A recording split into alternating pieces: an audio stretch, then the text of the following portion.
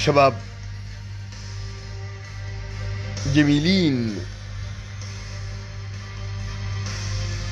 سلامات فيضا وفضاء يا أخ.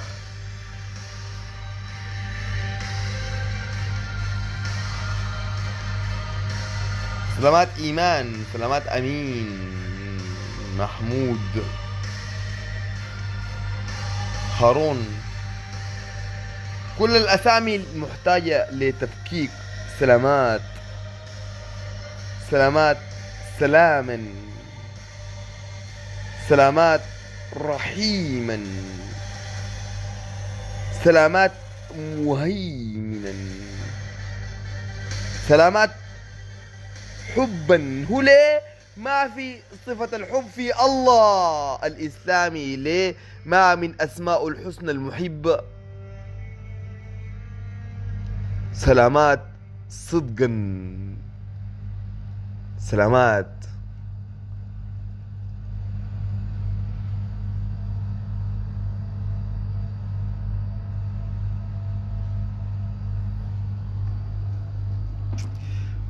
في استلافنا، في استلافنا السلامي، في استلافنا السلامي، في تعابيرنا، تعابيرنا السلام، في سلوكياتنا السلام، في أسماء الله الحسنى، في 99 اسم في الله، في الرحمن، في الرحيم، في المالك، في القدوس، في السلام، في المهيمن، في العزيز، في الجبار. أسماء الله الحسنى أنت المسمى بها وما عارفها. أنت ما عارفك في صفتك الله. أنت ما عارفك في صفتك الله يا عبدو. عبدو هي الاختصار المهذب لعبدوات كتار. سلامات يا عبدو، سلامات رحبات. عبدو وعبد المحسن، عبد العزيز، عبد الله، عبد الله، عبد المهيمن، عبد العزيز. انت عبدو، انت عبدو في دلعك الاول لما ادوك صفة لله يا عبدو. واتو الله، الله خوفك من اوديو لإيهاب عدلان. يا تو الله خوفك منك، منك انت الطموح، انت الفكرة، انت الفشل. صلواتك فشل. انت اللي عايز تتعرص في تعليق بليد مكرر اللغة. انت سلامات، سلامات عوافي. سلامات يا زول يا رايع يا بسيط. سلامات عوافي.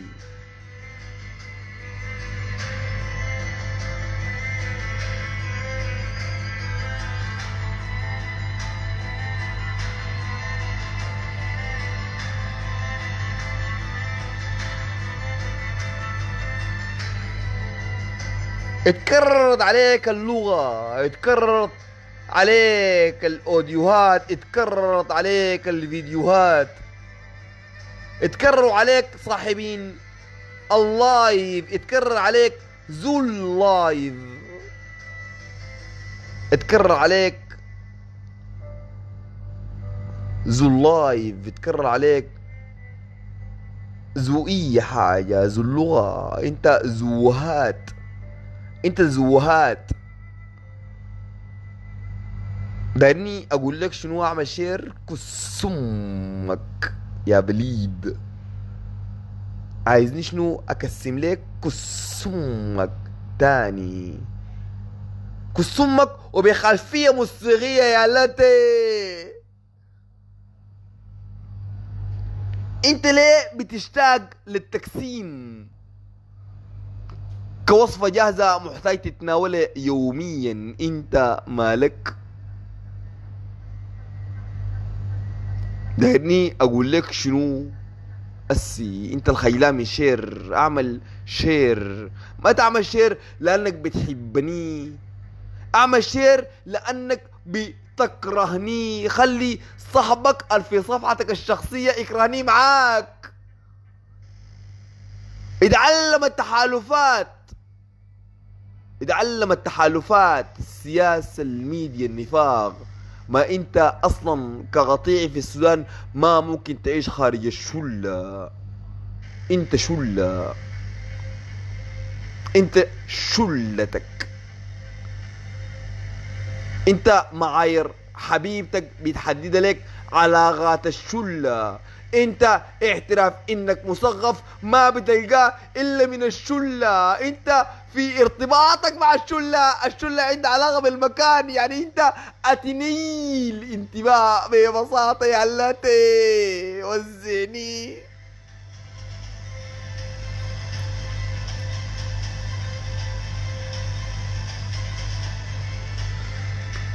وزعني. الموضوع ده ما عنده علاقة بالتطبيع مع إسرائيل لأنك أنت إسرائيل ما عارفها. ده ما عنده علاقة بالبرهان وفشل ثورتك، لأنه ثورتك اللي قمت بها أنت ما فاهمها. أنت بتقدم الموت كل يوم. أنت بتحب تقديم الموت. أنت اللي بتحب دعوات الموتى. انت اللي بتحب الشاي بتاع الجنازة في بيت البكاء لانه لا وعيا انت انتماء للموتى. مالك والجماليات. انت ما ارهقت من تعرستك الما اضافت لك اي شيء. مالك واللغة. انت ما ارهقت من مشاويرك الفراغ الما اضافت لك اي شيء. مالك والشعر. انت ما اكتفيت بخذلاناتك الما اضافت لك اي شيء. مالك ومالك انت. ودي برضو تحايا وزيك يا زول يا بسيط. وسلامات يا زول يا رايع. وسلامات عوافي يا اخ. ازيك؟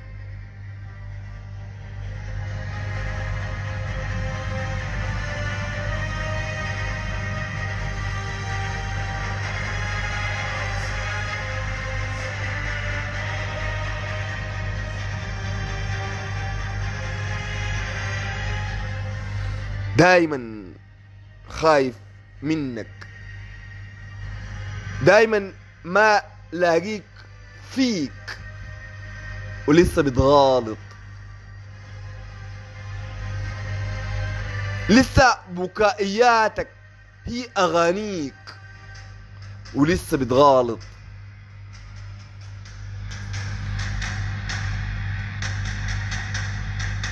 لسه بتغالطك،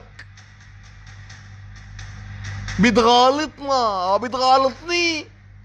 انت الكاره شعري لانك مفصول عنك. مفصول عنك كيف؟ وانك انت كاره شعري بابتسامتك البليدة دي، بانك ماسك لك كيس تمباك سعره 200 جنيه، ما 220 جنيه، ما 20. ممكن يكون السفة الشحدة. انت الشحدة كسفة عشان تصل للمزاج. اسي مبتسم بسخرية ودمنه اللوتي ده، وده اللوتي اللي بيفكفكك عشان ما تفتح اوديو قدام اختك يا لتي.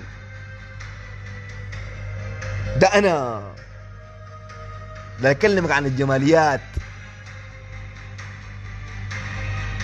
ده انا المكروه عندك اللغة. ده أنا إله التقسيم. ده أنا نبي التفكيك. ده أنا صعلوق المشاوير. ده أنا كل التعشيرات في حلمك الغياب أنا، كل احتمالاتك الغباء أنا، كل احتمالاتك الإنجاز أنا اللي أنت ما دايره أنا.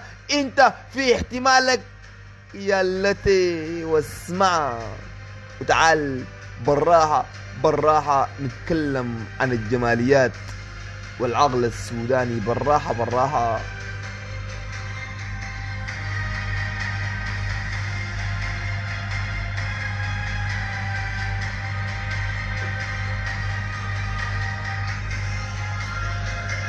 ما في حاجة اسمها العقل السوداني، ما في حاجة اسمها العقل السوداني. يعني ما عندنا تعريف أكاديمي مضبوط أو معرفي مفتوح الدلالة فيما يسمى بالعقل السوداني. شنو يعني العقل السوداني؟ شنو يعني العقل السوداني؟ وينو العقل السوداني عشان نقوم نتعامل معه؟ هو عقل، هو عقل بيجاوي عنده الله، وانت عارف انه الجبنة من موروثات عبادة الإله بعشوم. أول إله معروف عندنا أكاديميا عبدوا البيجا. البيجا تعرف شنو عن البيجا؟ أدروب بتعرف عنه؟ تعرف أدروب ده منو؟ هو أدروب، عارف أدروب ده منو؟ شنو يعني الجماليات؟ عندك 22,000 لاجئ دخلوا في اثيوبيا خلال 48 ساعة. الناس دل ليه ما لقوا مشاكل؟ هل الناس الساكنين في الاقاليم الحدودية معاهم ديل بيشبهون؟ انت بتشبهك الدلالات. انت منو؟ ما عشان نتكلم عن العقل السوداني عايزين نحدده وين العقل السوداني. هم متابعين مني أركي من ناوي ديل؟ شنو يعني متابعين مني أركي من ناوي؟ يعني بنتكلم عن قبيلة، عن قائد عسكري لقبيلة. ما نفس حميتي مشكلته معانا ما له فضل الاعتصام ويغتصب اختك النضال، اختك القصيدة، اختك طيبة، اختك مريم دي ما اغتصبها حميتي. اختك عزة في رمزيات الاسم الاغاني مصطفى دلالاته.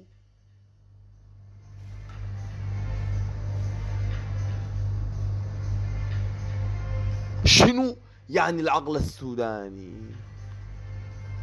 شنو يعني مغتصبات في فضل الاعتصام؟ يعني ما خطير، ولا فضل الاعتصام حاجة خطيرة. شنو يعني يتفضل اعتصام وماتوا 300 ومفقودين 500 واغتصبوا 75 فور اكزامبل اذا صالحنا مع النمبرز؟ يعني ما خطيرة، خطيرة للمركز تم فيه الاعتصام وتم فضه. ما بليد انت بليد يا اخ، بليد. حتى الحشرقة ما كان اعتصام واحد، كانوا اعتصامات كتار في جغرافيات تانية في ذات الدولة وماتوا منا آخرون. شنو نبيل أديب وما في لجنة فض اعتصام واللواطة انت مؤمن بها؟ شنو اللغة النافلة دي؟ انت منو؟ الجماليات والعقل السوداني. اي عقل سوداني؟ ما العقل الرقص الكمبلة في غربك الحبيب ده مغاير من العقل الرقص الوانجا في جنوبك. لا بتعرف الوانجا ولا بتعرف الكمبلة. ما انت مدعي الميديا تشظية العقل السوداني. اي عقل سوداني؟ أي عقل سوداني مثلا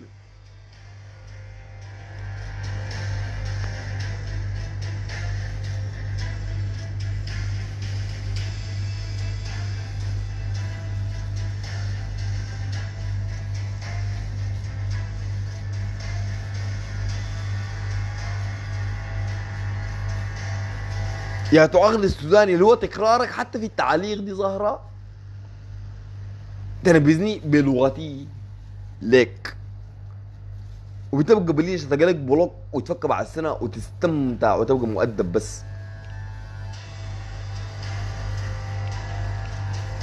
يا عقلي سوداني، عقل الإنسان في غرب السودان مختلف من شماله من جنوبه من شرقه من وسطه ومن جنوبه البعيد الثاني. شنو العقل السوداني والجماليات؟ شنو يعني عقل السوداني؟ وانت ما كونتك كنحن كهوية اديها الدلالة عشان اعرفك كعقل السوداني. العنوان بتاع الاوديو غلط وانا غلط، انا غلط جميل زيك. ما في حاجة اسمها العقل السوداني. I'm sorry for that. انا بعتذر لاختياري اللغة لتعبيرات الكتابة. انا بعتذر لك. ما في عقل سوداني، في عقول سودانية مختلفة المأرب الانتماء البيولوجي، مختلفة الجغرافيا، مختلفة الأسطورة. ولما أقول الأسطورة أنا ببساطة بدي أحاول أبرر لك إنك ليه أنت كنت نتاينيك عابرة، لأنك كنت نتاي الأسطورة. يعني أنت مفتكر إنك أنت جيت عشان ابوك اعدى انك تجي بعد ما اكل وجبه للسيسه في مطاعم تانية واختار لك بيتش كده، يعني اختار لك سواحل، عملت لك زي ما بيعملوا الخواجات كروغي في انتاج البيبي مثلا، بيختاروا انه يجيبوا البيبي بغرار. يعني عادي انت بتجيب بيبي بعرمك السوداني، ما انت كده، ما في خيار غير تكون كده. انت الخواجي ما بجيب البيبي بعرمه لانه ما عنده فكره عرمه اصلا ببساطه. يعني بيقوموا يختاروا الخوايا عندهم سلوك غريب انه نجيب بيبي في اللحظه دي، اللحظه ديك، اللحظه دي، اللحظه ديك، اللحظه الاسي، اللحظه اللغه اللي بقول لك، اللحظه الفكره، اللحظه الثقافه اللي عند الخوايات اللي انت ما عندك، اللحظه بيغرروا يجيبوا بيبي.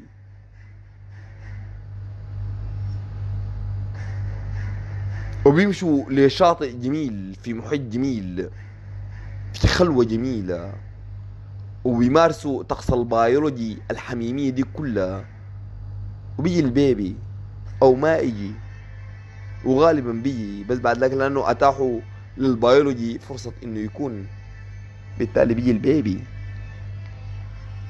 أنت ما عامل كده، بس أنت لأنك في دولة متخلفة، أبوك متخلف مع أم متخلفة، وهو أنت يك متخلف ده تتعرص في تعليق. يعني انت عارف انت اسي بتعرف تعليق ليه بيضحك بليده كالسوداني كده بتضحك في حته، في اي حته بتضحك ضحكتك الغبيه، في اي حته، وفي اي حته بتحاول تصدرك كمختلف لانك ناقص الاشياء كلها. تعابيرك حتى في الفيسبوك في تعاليقك عندك الغباء ده ليه بتنهي تعليقك الغباء بها ولا عامل فيها جادي وانت تكون خاتم سفة عظيمة جاي من الفاشل يا دوب. كلك كده، انت كلك كده نتاج ازماتك بس. ويا اناقشك عن الجماليات والعقل السوداني ويا دوب بفرتق لك انه ما في حاجه اسمها عقل السوداني، وانت ما بتفهم حاجه اسمها العقل السوداني، ولا بتفهم انه شنو عقول سودانيه، وما بتفهم المعايير الثقافيه المرتبطه بشروط جغرافيه، وانت ما بتفهم كس امك.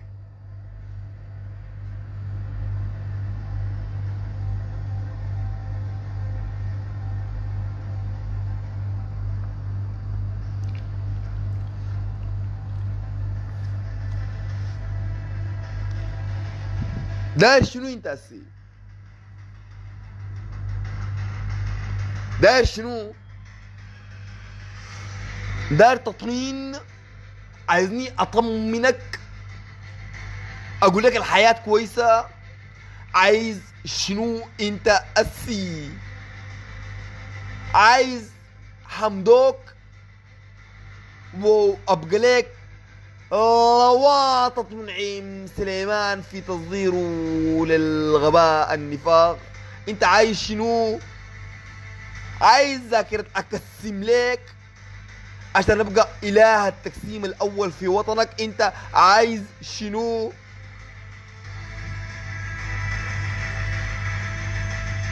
بليد السؤال انك انت عايز شنو. بليد السؤال انك عايز شنو، لانك انت ما عارف عايز شنو ببساطة. ما عارف اي حاجة. واذا اكلمك عن العقل السوداني والجماليات، الجماليات والعقل السوداني، اي عقل السوداني. ونحن لو كونا عقل السوداني كنا كونا دولة سودانية. ونحن لو كونا عقل السوداني كنا كونا شارع سوداني موحد الرؤى. ونحن لو كونا عقل سوداني كنا كونا السودان. ونحن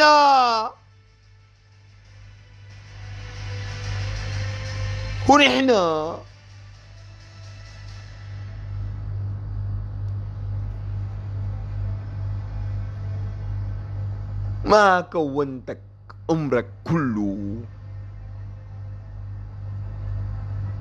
نقاشات ابوك انه الماضي كان افضل لانه ابوك بحن لذاكرة طفولية الانتماء، زرغاوية التعابير، لانه ابوك بحن للبنفسج في مراهقته. ما في السودان جميل، عمره ما كان في السودان جميل. 5000 سنة وعمره ما كان في السودان جميل. انت ما كونت حاجة جميلة لآلاف السنين. انت ما كونت.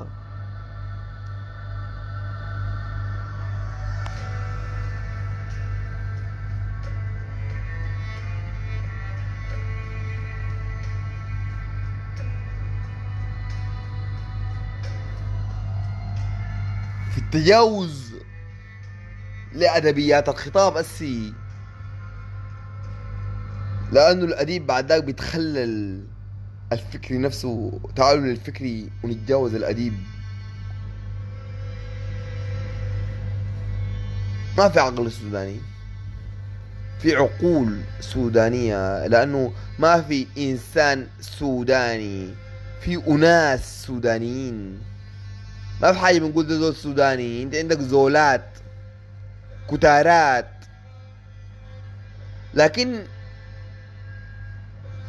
في ظل التفكيك ده تعال نتعاطى مع حاجة في انه ما نسميه بالعقل السوداني هو الكم الماجورتي، يعني هو الكل او هو المعظم، هو الجل.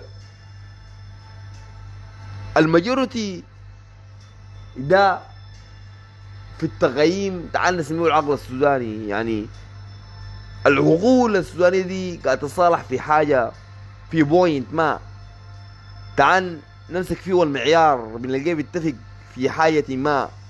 الماء دي سميها الاتفاق النسبي لحاجات بتكون أخلاقية في معياره، أو مقبولة في معياره، أو مفهومة في معياره، أو رافضة في معياره، أو ممكن يقبلها في معياره. تعال نسمي بما يسمى. العقل السوداني ده هو بعض الكل في انتماءاته.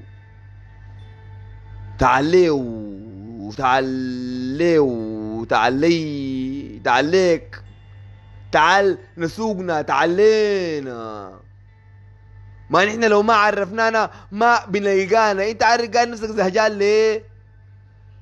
انت بتسمعني وين السي؟ انت في اي مكان، في اي مكان. انت في ست الشاي، شاي قزازة العرقي، في عربيتك ممكن تكون عربيتك الزحمة، ممكن تكون عربيتك اللا مكان، ممكن تكون عربيتك الصف البنزين، ممكن تكون يا لاتي وانت نفسك الما بتفتح الباب التاني لزول بيأشر لك ماشي في نفس الشارع لأنه حاسي بعظمة لمجرد كنت في عربية. يا لاتي ده انت، ده نحنك، ده نحنك المشوه المحتفي به زي فحولتك النافلة. ده انت.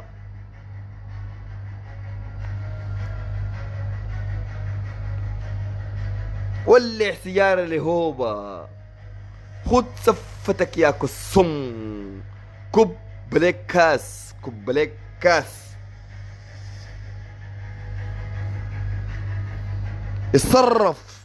ولع سيارة، دائما بتولع سيارة، دائما بتحرق سيارة لأن في رمزيتك بتحرقك انت. لما بقيت الفشل العقل السوداني والجماليات، شنو يعني العقل السوداني نفسه؟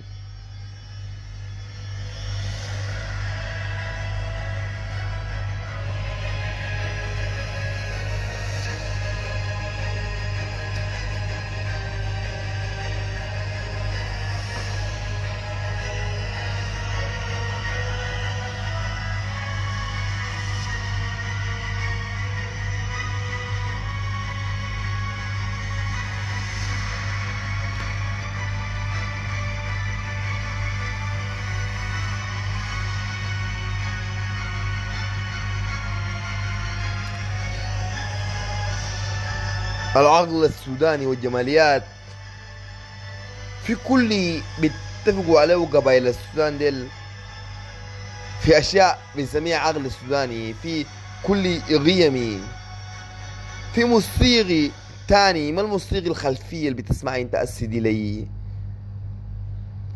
انت تساءل ذاته موسيقى ما عندك علاقة بها. انت ابن الحقيبة، انت ابن المركز الجغرافي في انتاج الفن وتشكيل الزائغة والضمير الجمعي. انت اللوتي ساي حتى في سمعك لي. انت الخايف تعمل لي شير لانه خايف من الفاظي عايزني اقول لك شنو؟ اتحداك ويتحدى اي لايف تم من جغرافتك. اتحداك ويتحدى اي لايف تم في جغرافتك. قال كلمة جمال اكتر من اللي قلتها لك، لكن لا، انت خايف من التقسيمة، خواف بطبعك عشان كده فاشل، دايما خواف. العقل السوداني، اي عقل سوداني اللي بيفشل اجمل ثوراته، اي عقل سوداني. انت فشلت اكتوبر يا قسم، وفشلت ابريل وديسمبر السي. يا تو عقل سوداني يا دين، وانت حاكمك حمدتي وحمدوك في دلالة مقاربة للغة والسلوك. يا تو عقل سوداني، يا تو ثورة، يا تو نجاحات، وانت فرحان في بوست انه لقى مقبرة جماعية لبغاياك. انت البغايا الموت يا اخي، انت البغايا الموت.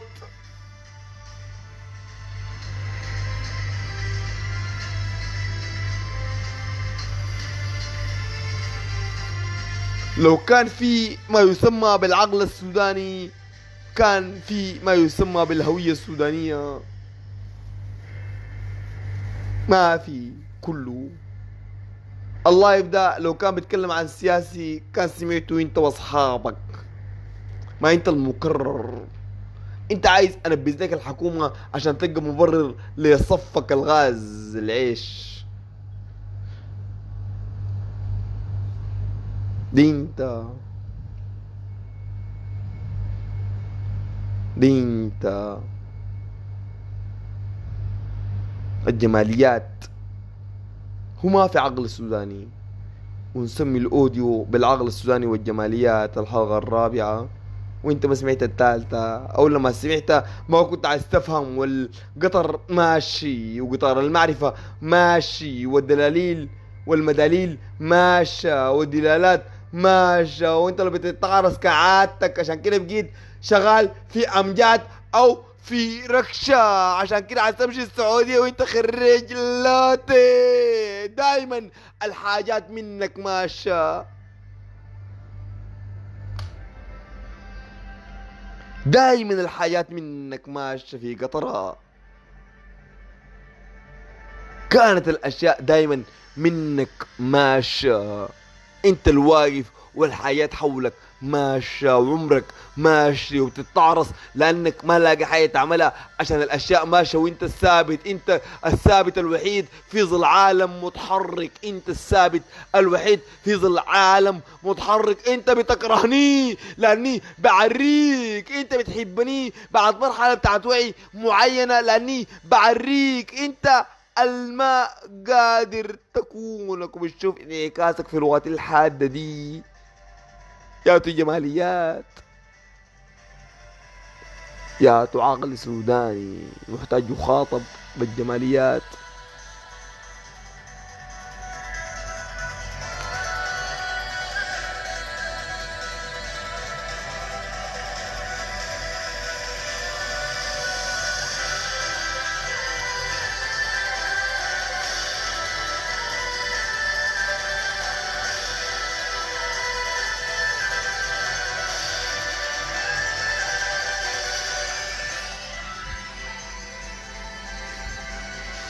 يعني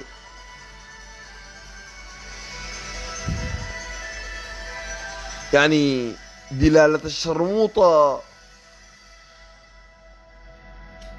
في جغرافيتك منقسمة، دلالة الشرموطة في جغرافيتك منقسمة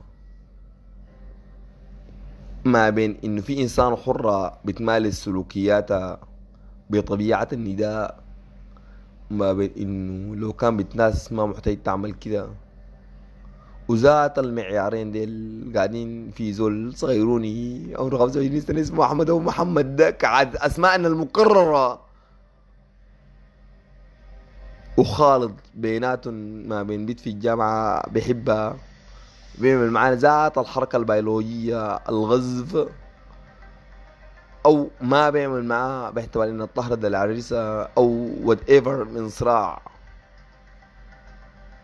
ما انت احمد وليد اسفل قاع المدينة في مكان ما،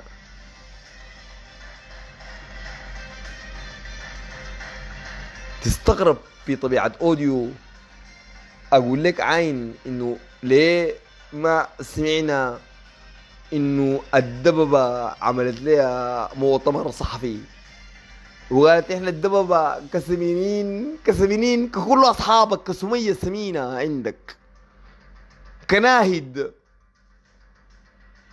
كريم السمين اللي بتاكل سكريم من سكريم ريم في اللاماب. الدببة تعمل مؤتمر يقول لك احنا كدببة عالميين، عندنا الراي في انه الانسان بيصطادنا، او الدجاج اللي انت بتحب شوربته، الدجاج الغالي عندك، الدجاجة اللي ب 1300 لو اخذت لك دجاجة كاملة مشوية، انت الفرق بينك وبين ده شنو؟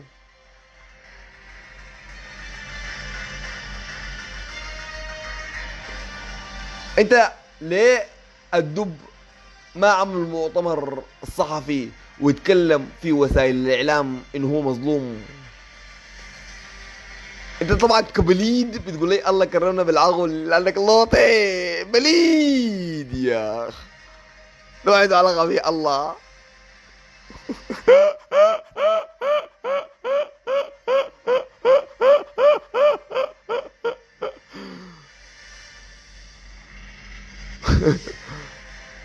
ده ما عنده علاقه في الله، هو الله نفسه، لانه الله السؤال او ما في الله اصلا. الله يا السؤال يا ما في الله، بس كده جوطسي انتحر سيب لي دين اعمل شير للاوديو دي وقول ايهاب عدنان ضحكة اتنية انت نتاج ادمي. انت ساي كرسي بمبر جمس الشاي لتغالط في كتاب اشتريته بإرهاق وفهمت جملته بإرهاق عشان تضي رأي في إرهاق لما تقول لك إنه ما في الله إذا لم يكن السؤال. الأوديو ده بكرة بتلقاه في يوتيوب وحيظل مدى العمر. ما بنزله أنا ما قاعد أنزل أوديوهاتي. أنا ما كير اتجاه أوديوهاتي. ما كير اتجاه تعليقك لأنه قاعد ما بيعمل لك بلوك ببساطة كده تقوم تزعل وتعمل لي رسالة في صفحات شخصية. هاين يا أستاذ كيف وين أنت وشنو يا أخو الأدم عمل لي بلوك وما بيشتغل بيك لأنك كنت بليد على سلفة الانتباه بتعليق مفتكر إنه ذكي وهو غبي بيزاد دلالة السوداني ديك فيه ضحكة ها وأنت لما تكون هو أنت منو وأنت بتعرف شنو ذاته. يعني ما في انتصارات شخصية. يعني أنا ما عايز أقول لك هاين أنا اسمي إيهاب وأنا أنا ما عايز أعرض لك نفسي. هو أنت منو؟ كلك منو؟ ما كلك كذات كلك موضوع. أنت منو؟ أنت أوسخ خلق الله لأنه جغرافيتك بتنتج منك الوسخ ده. مبارك المتراكم عليك بنتج منك طبقة الوسخ اللي بتسميها كدوب دي. سخانتك المكان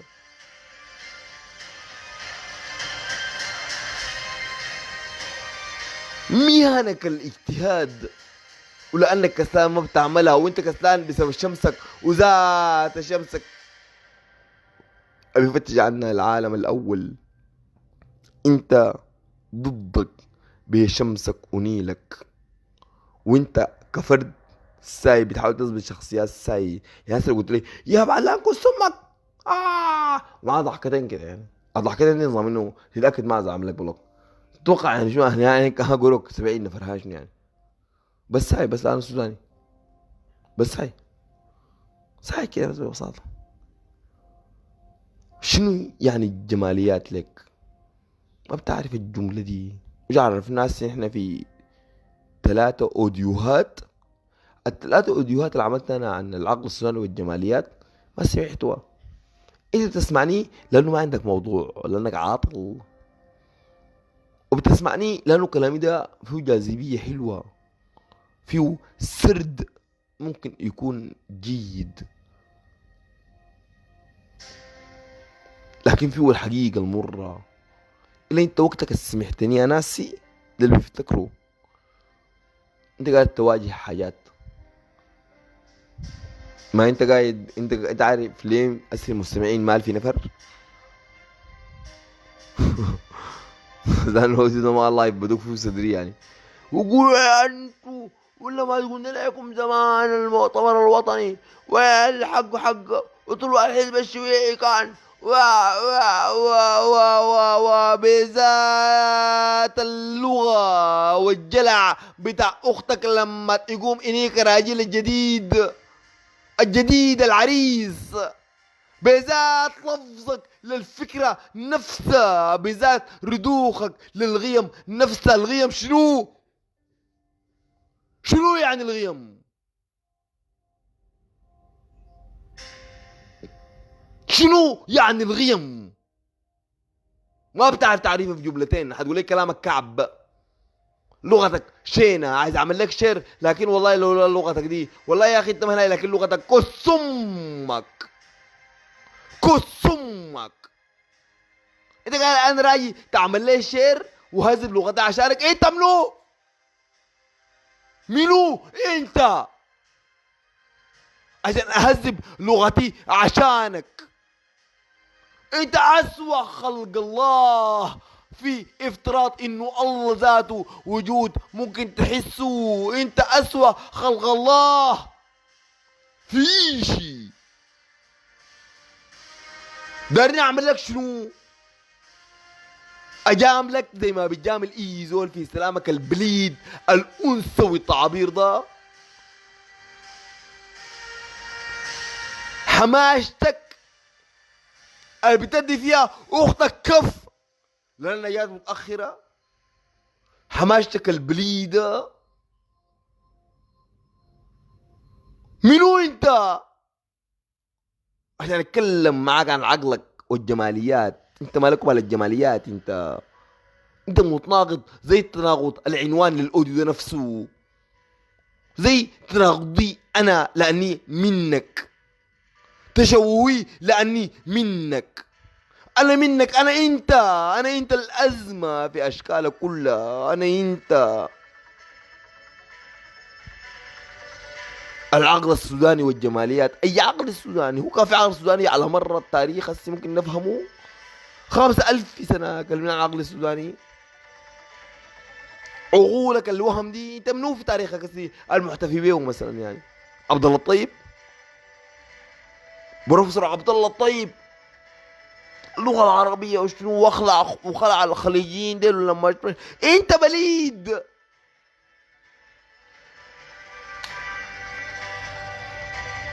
انت بليد لدرجة انه انت بتغيم عبقرية زول بانه الخليج انخلعوا. هم منو الخليجيين ديل؟ هم منو ذاتهم؟ ومنو عبد الله طيب ذاته يا لاتي؟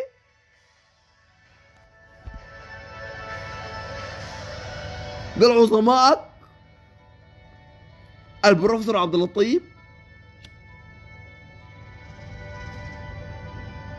لا، عبد الله الطيب ده من اكثر الناس طلعوا دين الهوية السودانية نفسها يعني.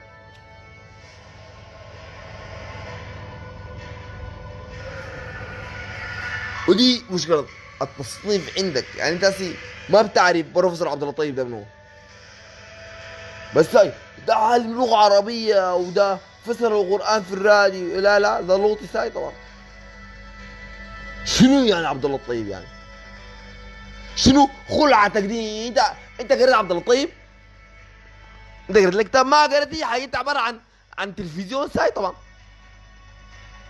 ده علامة والبروفيسور عبد الله الطيب وده كتب وانت كذاب ما قريت لك سمك سوداني كذاب ساي. كعادتك في تصدير نفسك كأسطورة وناقش اي شيء. كعادتك في انك حتى لو كنت جزار بيتونس مع جارك في اي شيء، في السياسة والاقتصاد والشرموطة بتاعت الحلة والشافع الشقي. وهي في حولتك انك منكت مرتك مرتين في ليلة. انت منو؟ انت عامل كده.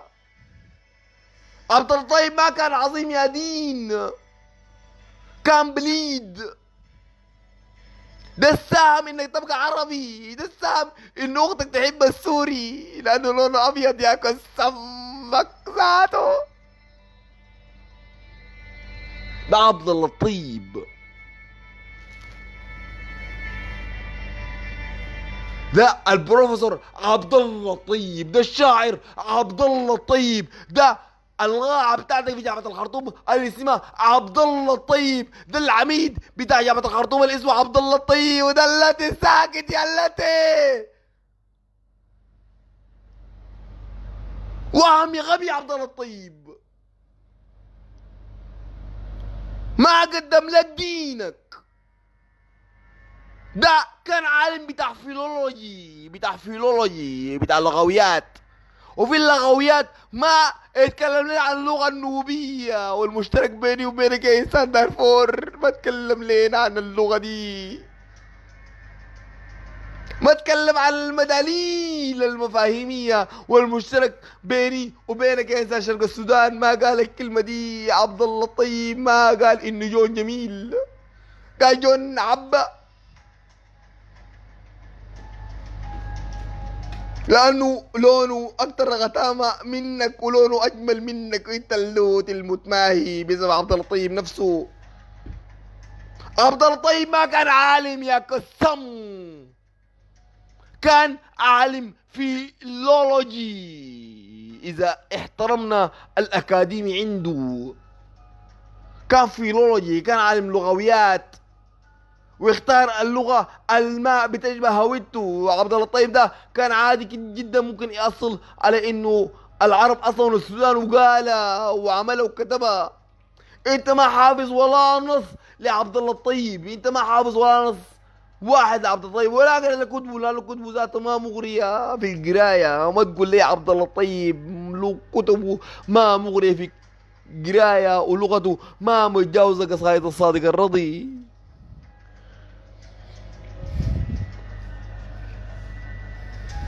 العقل السوداني الشكلوه هم ديل عبد الله الطيب. والطيب صالح نفسه كان ايديولوجي عروبي لاتيه اذا صنفناه سياسيا. والمساهمه السيئه اللي عملها في مدرسه الخرطوم، مدرسه الخرطوم ده حيرجع لها جوجل، لكن ده بعد ذاك ما بيفند قدرته الادبيه ولا بيمنع بتواضع نتكلم عن عمله العظيم المدموغ او المسمى بمستمهير للشمال. لانه حتى الروائي الطيب صالح ما كتب حاجة عظيمة غير موسمه. ما تبقى بليد تقول انت قدمت شنو؟ انا قدمت الخطاب ده لك يا لاتي. ما تقول لي اسفل على المدينة وهكذا هكذا المدينة دي ليه ومن انا ما اكتشفتها انت يا لاتي. خليني انا في جنوني ده، في تصنيفي الغريب لاشيائك النضال دي، في معاييرك المعمارية الفخار دي. انا خليني، ما تغيمني انت، هتغيمني بنتك بعد 30 سنة يا لاتي. ابتعني انت، انا ما عايز صاحبك، انت ما جميل انه انا صاحبك. هتناقشني في شنو الله في ما في، ولا الحضارة الاولى شنو؟ انا دي اتجوزتها، هتبقى صاحبي ليه انت؟ والجماليات،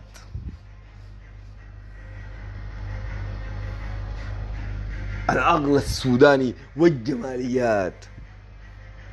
انت تعرف الجماليات؟ انت انا في الاوديو الفات عرفت لك الجماليات، ما كتبت عنها بوست. لكن لو كان ظهر ليش، لو ظهرت لك شمبورتي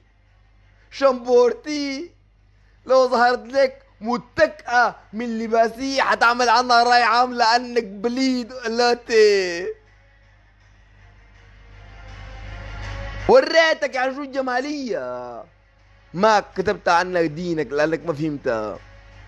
واس انت مستمتع جدا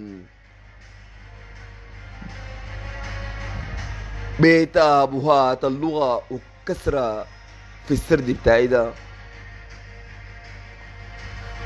مستمتع جواك في مكاني ما، مستمتع جواك وانا بكسم لك. انت اصلا بتستمتع باي قهر، بتحب القهر لانه دجنت ليه، انت دجنت للقهر لحد ما بقى جزء منك. انت لقنت للقهر لدرجة انه مفرداته بقت اضانك عايزاه، زي بحثك عن الطعرصة وعن ما قال مشاهير الفيس.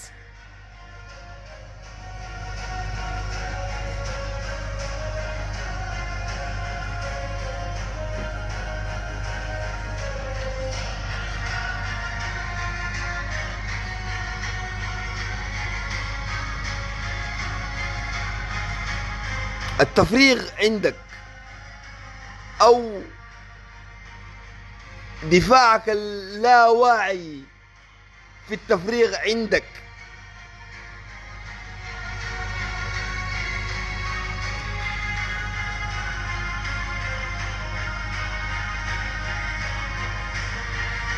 عينوا للاصحاب السودانيين وهم قاعدين جلسة الشاي. عينه لون، عينه للطعرصة. ظاهرة عامة الطعرصة. الطعرصة ودائما معظمها مرتبطة بالبنات وبالنيك والقدرات. عملت ولما جاتك فلان وضربت لك وانا ساعدتك وانا سويت ولما هو السودانية ذاتها عين لون.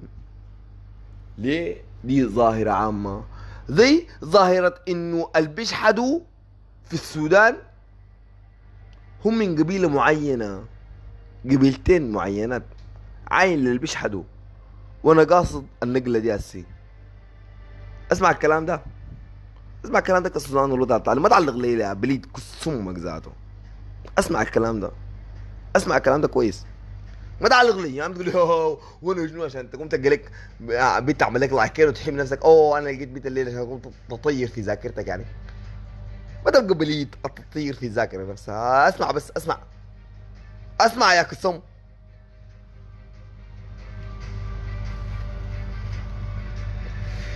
عينوا للي بيشحدوا في السودان هم من قبيله او قبيلتين،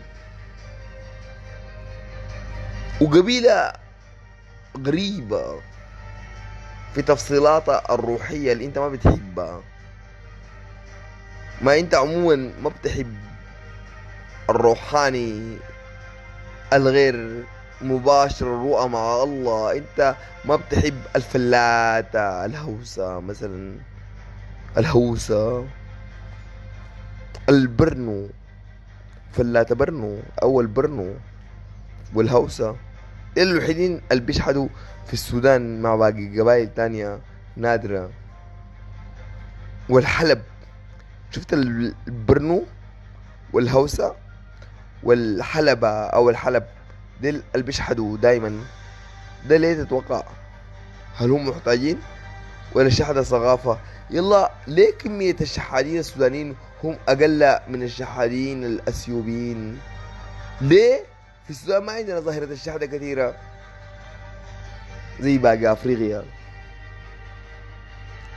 سؤال، ليه نحن ما بنشحد كثير أو ما بنشحد أصلا او نادر لما نشحد؟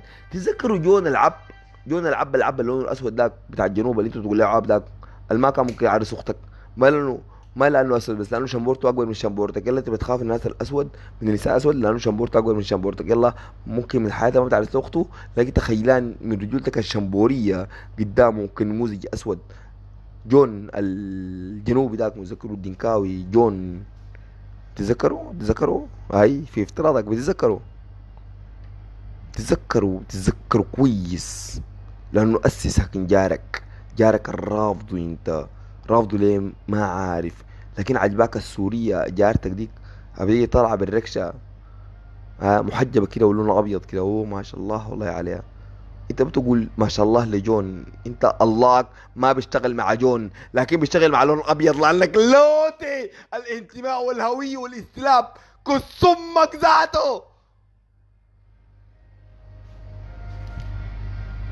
كسمك ذاته.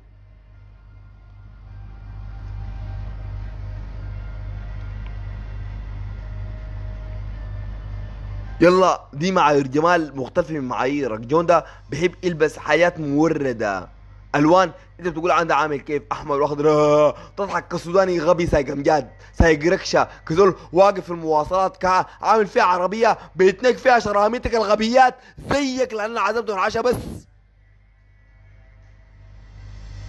عامل فيها ناقش ومتجوز جون اللي بيقعد تونس مع ست الشاي بلغة انت ما بتفهمها ولا فكرت يوم انك تفهمها لان لغتك العربية ومفتكر ان هي اصلك يا اللاتي.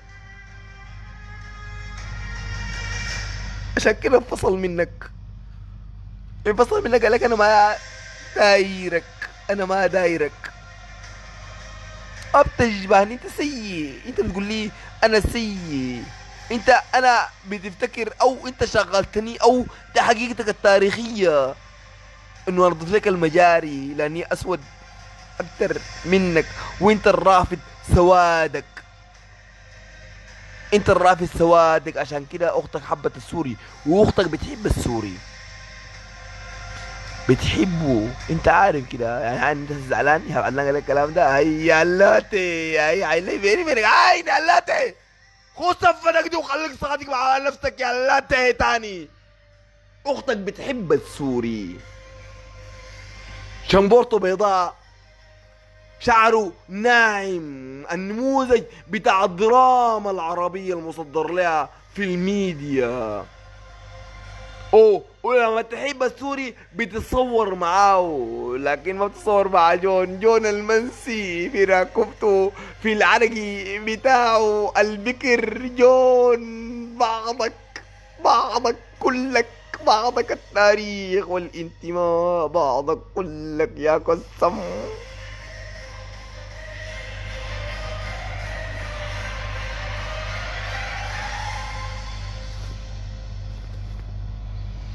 لا خللك في الجماليات، انه راسك معاييره تانية، ما معاييره المفترض تكون عشان تكون بالصالح معاك انت معاك انت اللون، معاك انت الانتماء، انت التاريخ، انت الذاكرة، انت الذاكرة بعض الهوية.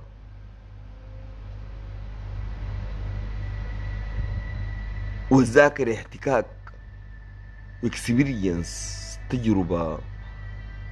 والذاكرة نص، انت ما بتعرف النص الجنوبي، ما بتعرف صلوات كانت دائما اخت الخادم، وليوم الليلة في ذاكرتك الخادم بيسوي العرقي بس، ما بتعاين لها، بيشيل منها قزازتك وانت مستعجل، ما عينت لها في عينها، ما عينت لشعر القصار لانه اكثر من شعر اختك يا اللاتي. واختك حبيبتي، اختك حبيبتي اللي هي شعر اكثر من شعر السورية اللي انت عايزها، انا عايزها بشرط اللون الثقافة، الوهم، الانتماء، الماء بيشبهك.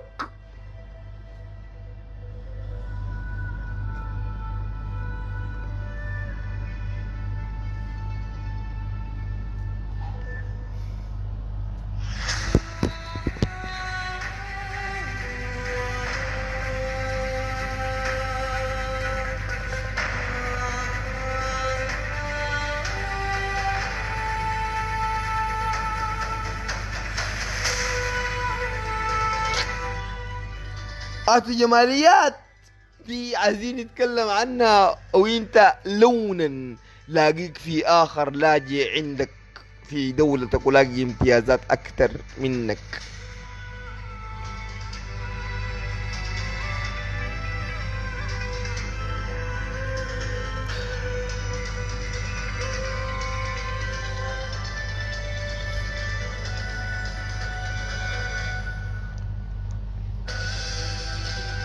ما ده اخر لاقي امتيازات اكتر منك في دولتك، انت المتواضع. يعني ليه اللاجئ السوري امتيازاته اكتر منك واختك عايز تنكحه؟ ما في لاجئ في الدنيا عنده امتيازات، دايما بيكون دون من سكان الدولة الاصلية اللي انت. لانه وأم الوهم الهوية في افتراضك، لأنه دينك ما هو دينك الهوية، تاريخك اللي بتقرا فيه ما تاريخك الوهاوية، ما تاريخ الوهاوية كسوم صادق المهدي ده بلادة، كسوم المهدية ده غباء، كسوم دخول العرب ده غباء، درسوه دخول العرب السودان والثورة المهدية، لكن ما قالوا لك انه 700 سنة اطول الاتفاقيات في التاريخ الانساني ليوم الليل اللي عرفناها كانت في غاية البغط. 700 سنة العرب ما قدروا يدخلوك. 700 سنة أطول اتفاقيات التاريخ الإنساني. ما درسوك الحاجة دي، ما هو درسوك إنه أنت كنت رافض، ما عرفت